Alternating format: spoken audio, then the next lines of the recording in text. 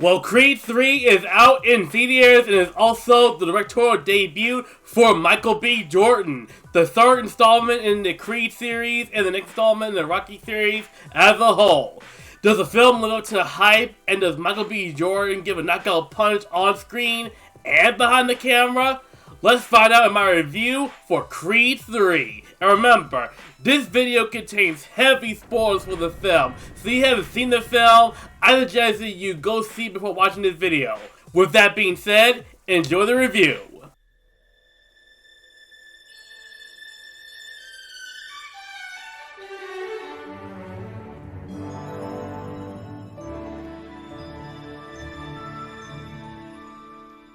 So the film starts off in Los Angeles in 2002, where a young Adonis in his teenage years, I believe, sneaks out of the house with his best friend, Golden Globes champion Damian Diamond Dame Anderson, and to watch Dame compete in an underground boxing match. After Dame's victory, Dame tells Donnie about his aspirations to become a professional boxer and a world champion. And during a detour at a liquor store, Adonis randomly attacks a man named Leon, and, well, this brother obviously had issues with him that will be mentioned later on in the film, but we'll get right into that later on. Anyway, we cut to 2017, where Adonis, once again played by Michael B. Jordan, fights and wins in a rematch against Pretty Ricky Colon, who was just released from his prison sentence and worked his way back to be contender for a championship fight. Adonis does win the match, and he retires from boxing to focus on being with his wife Bianca, once again played by Tessa Thompson, and their daughter Amara, who was born in the second film, this time played by Mila Davis Kent, who is actually deaf in real life and can only use sign language as communication, referring to Amara's hearing and communication issues in Creed 2. 3 years have passed since then, and Donnie runs the Delphi Boxing Academy with his coach, Tony Little Duke Evans Jr., and promoting his protege, world champion Felix El Grano Chavez, in a match against Victor Graco. Due to her hearing problems, Bianca forgoes performing and becomes a successful producer, as the two keep watch over the declining health of Donnie's adopted mother, Marianne, once again played by the legendary Felicia Rashad. And while Amara is also inspired to be a boxer just like her father, which actually gets her in trouble in school after punching a bully. I mean, hey, at least she can fend for herself. Good for her. I mean, that bully had it coming, right? Dame returns, this time played by Jonathan Major, and is released from prison and reconnects with Donnie, to whom he shares his desire to continue his boxing career. Donnie invites Dame to the gym to fight with Chavez. However, his aggressive style of behavior draws criticism and displeasure from Chavez and Duke. Dame will later visit Donnie's home, where he meets his family and shares about their time together in a group home, which Bianca has never heard of. Privately, Dame expresses his desire for a title shot against Chavez, citing Donnie's father giving an unknown 1 in a million shot, which Donnie refuses. At a party for Bianca's record deal, Dame does tell Bianca about the group home and about his fight with Leon, and how he was the foster father at the home where he and Dame stayed, and he put them through endless abuse, which prompted for Dame to attack Leon that we saw earlier in the film during the whole flashback scene.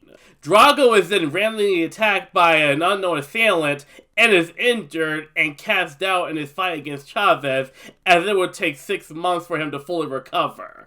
Donnie suggests to put in Dame as an opponent, pitching an underdog fight match like Rocky Balboa's first title shot, which Chavez accepts. And during the fight, Dame fights dirty, but he knocks out Chavez, winning the undisputed heavyweight championship. And I'll get this out of the way. Jonathan Majors in this film was incredible.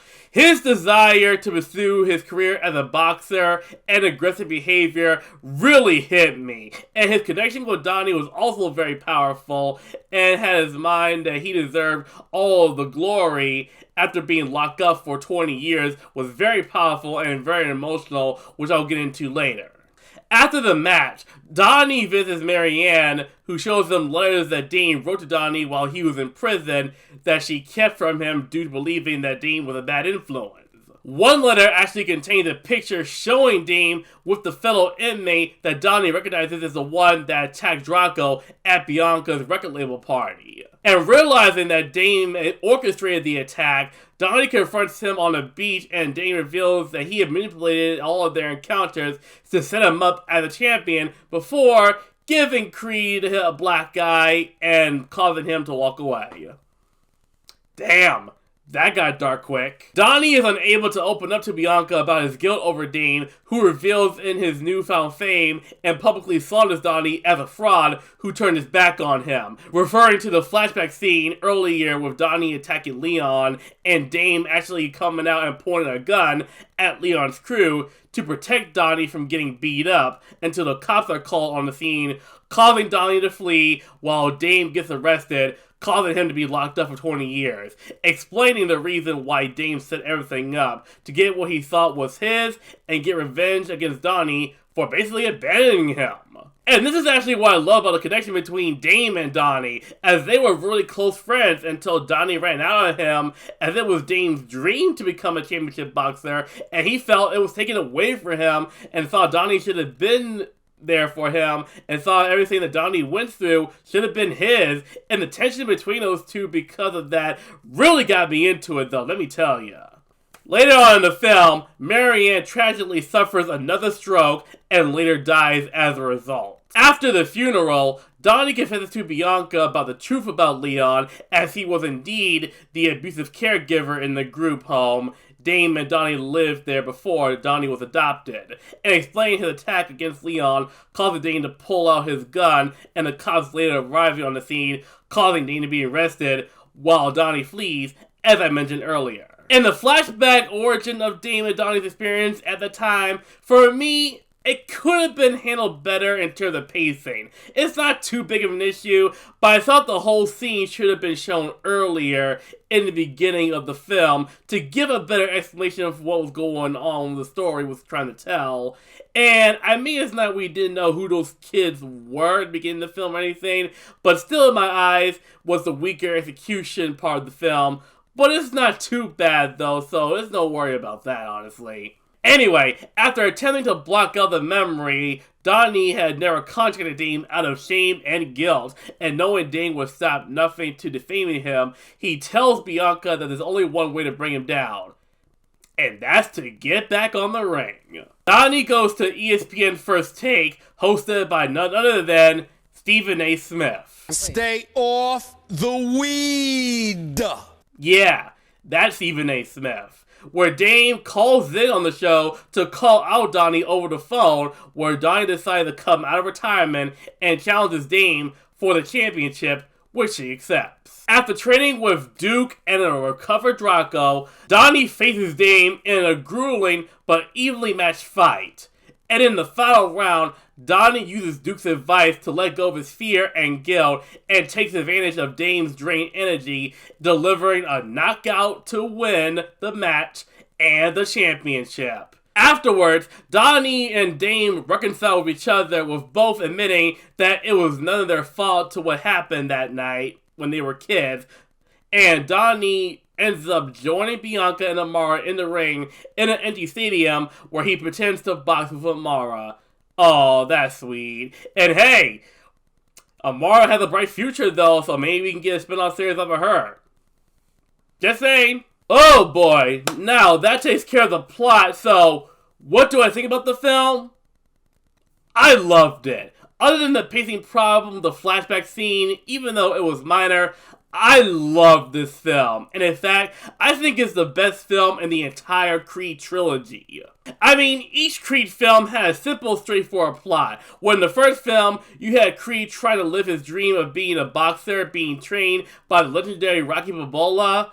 In the second film, where you had Creed going up against the son of Ivan Draco to avenge his father's death. Here is a conflict between friends, and I had just felt that more emotional connection, especially since him and Dame used to be good friends, and that sense of betrayal that Dame had against Donnie really hit me hard. And I mean, I know it may not be as emotional as facing the son of the boxer that killed his father, but honestly, guys, That's just how I feel. And the story was just the best in this trilogy in my opinion. And also, a fun fact, Ryan Coogler also helped wrote the story for this film and was also the producer for Creed 3. He wasn't an executive producer for the second film, but he had a much bigger presence in this film, and you can definitely tell. I mean, hey, with the relationship Michael and Ryan had working together over the years, it does make sense.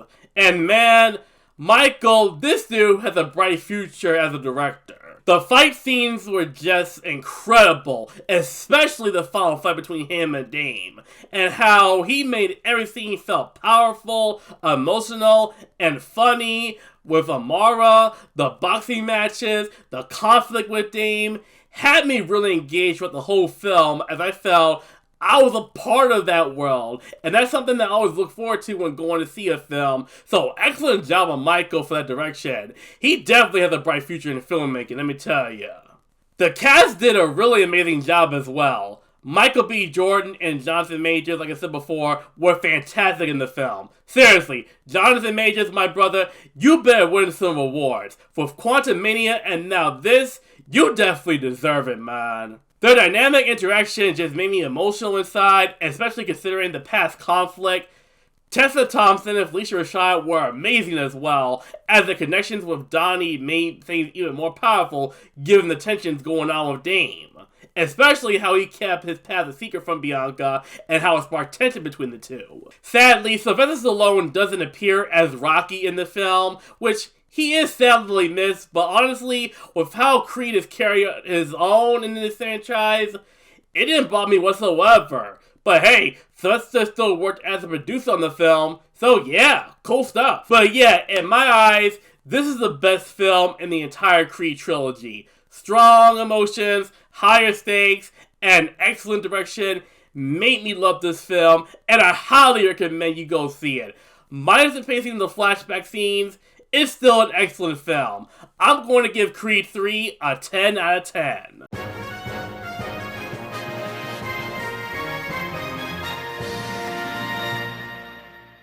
Guys, thank you so much for watching. If you already seen Creed 3, let me know in the comments down below. And if you're new to my channel, be sure to subscribe for more movie reviews. And as always, thank you so much for your love and support. This is Big John signing off. Have a good night, everybody.